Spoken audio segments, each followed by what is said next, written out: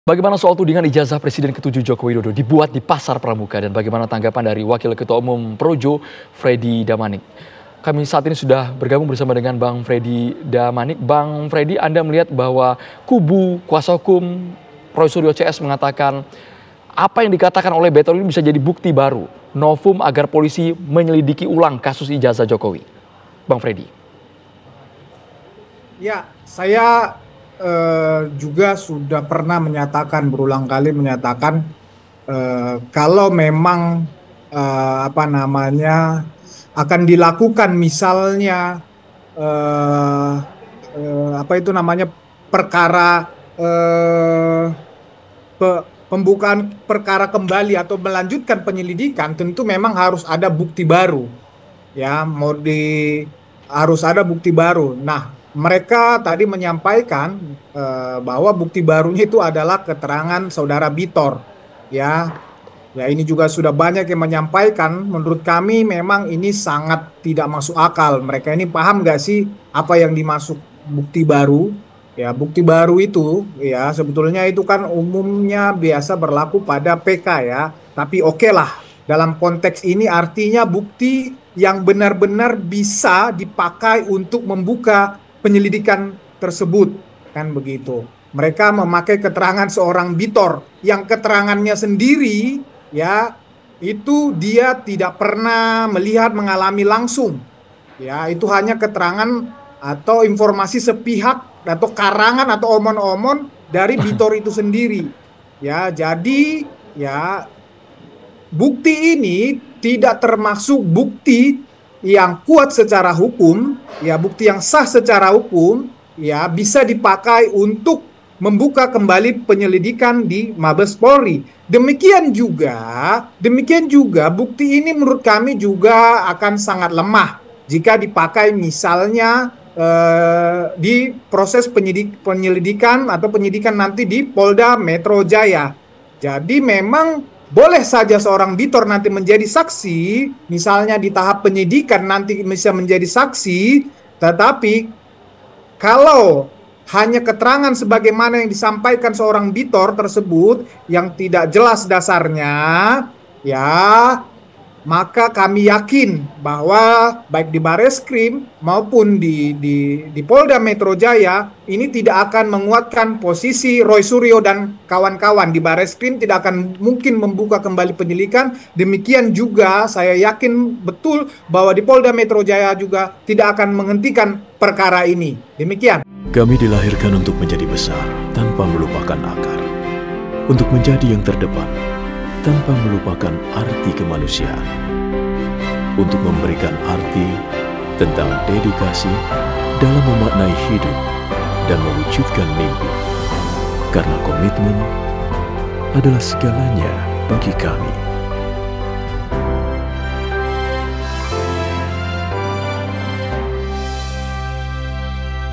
Sekalipun Bang Freddy ada narasi yang dibangun seperti ini dari pihak Bitor. Pencetakan ulang ijazah Jokowi ini sudah direncanakan dalam sebuah pertemuan antara tim Jokowi di Solo dan juga pihak partai pada tahun 2012. Ada narasi berkembang, nama-namanya asal-usulnya juga disebutkan.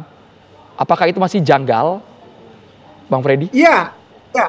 Bukan cuma janggal, tidak masuk akal dan sudah dibantah oleh teman-teman dari PDIP, ya, ada Andi Wijayanto, ada Prasetyo Edy. Saya secara pribadi juga bertemu langsung dengan Widodo yang disebut oleh saudara Bitor ini. Beliau juga menyangkal. Saudara Widodo juga menyatakan kepada saya, beliau juga sudah melepon langsung Denny Iskandar. Tidak ada itu. Cerita itu semua bohong yang dibangun oleh Bitor. Bitor ini dalam konteks ini kami percaya hanya mencari sensasi saja ini. Ya, kita tahu, kita paham, teman-teman Bitor juga paham betul bahwa saat ini Bitor sedang terpuruk. Kita nggak tahu apa kepentingannya, apakah dia mendompleng dari semua kasus ijazah ini yang begitu fenomenal ini. Ya, kami rasa lebih kepada itu, ya. Jadi teman-teman PDP sendiri yang membantah omongan Bitor ini. Jadi kita harus memberi pelajaran kepada publik. Ayolah, ya, ini Roy Suryo dan kawan-kawan juga, omongan Bitor yang demikian ngaco, ya, bayangkan omongan Bitor yang demikian ngaco, mereka pegang, ya, sebagai bukti Sementara UGM yang jelas benar-benar ya sebagai lembaga yang mengeluarkan ijazah mereka tidak percaya. Kemudian Bareskrim yang telah menyatakan bahwa ijazah Jokowi itu identik, asli, original dan segala macam, mereka tidak percaya. KPU lembaga negara mereka tidak percaya. Saksi-saksi teman-teman Pak Jokowi dan lain-lain semua mereka tidak percaya. Mereka hanya mau percaya yang mereka inginkan saja, termasuk si Bitor ini. Jadi ini semua sangat tidak masuk akal. Demikian. Kalau Anda mengatakan mereka sangat ngaco, jadi konsekuensi dari omongan mereka ini menurut Anda tujuannya, motifnya apa, Bang Freddy? Ya, jadi motifnya ini jelas ya, mereka ini cuma ya berusaha terus membuat gaduh, membuat ribut.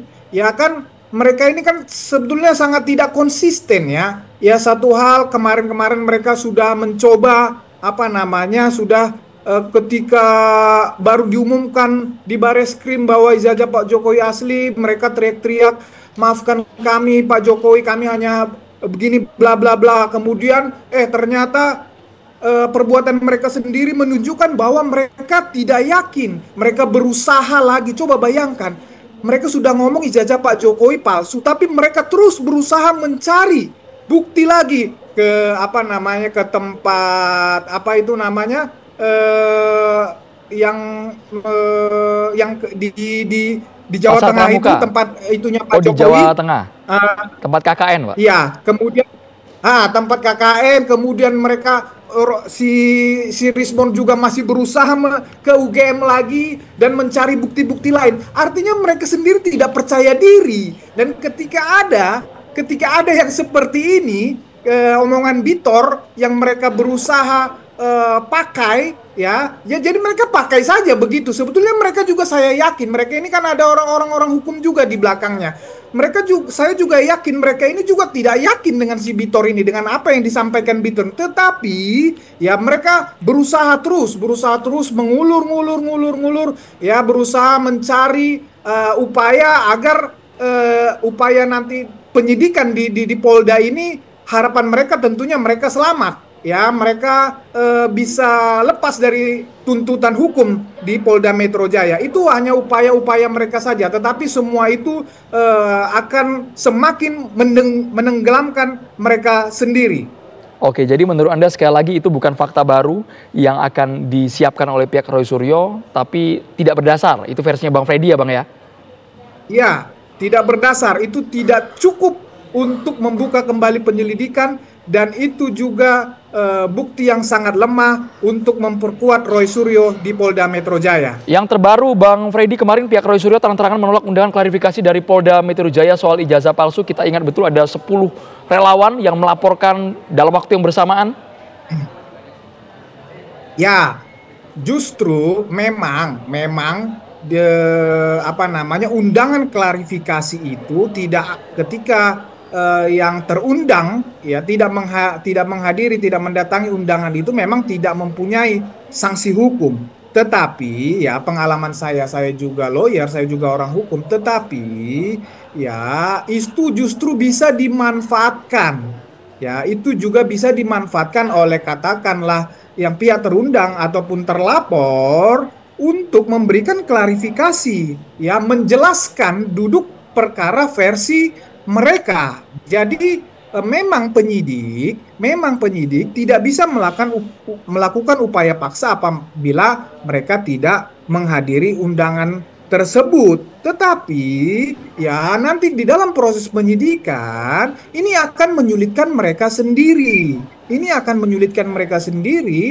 Artinya mereka tidak melakukan klarifikasi di dalam proses penyelidikan. Ini kan proses bagian dari undangan klarifikasi, ini bagian dari proses penyelidikan di mana penyelidik mencari informasi atau keterangan awal untuk menemukan ada atau tidaknya peristiwa pidana. Nah, mereka tidak melakukan klarifikasi di dalam proses penyelidikan ini. Artinya, ya, ini nanti perkara lenggang kangkung atau lancar nanti sampai kepada proses penyidikan. Nanti kan ada gelar. Nah, bagaimana tidak ada keterangan kontra dari mereka, otomatis gelar perkara nanti ini akan naik ke proses penyidikan. Dan nanti ketika naik ke proses penyidikan mereka menjadi tersangka, mereka ribut lagi ini. Baik, Bang Freddy. Mereka hanya bisa melakukan upaya-upaya seperti itu. Jadi sekali lagi saya sampaikan bahwa mereka sendiri yang rugi, ya baik dari sisi pembelaan mereka sebagai pihak terlapor maupun dari pihak subjektif penyidik nanti, bisa saja karena dianggap tidak kooperatif nanti di dalam proses penyidikan,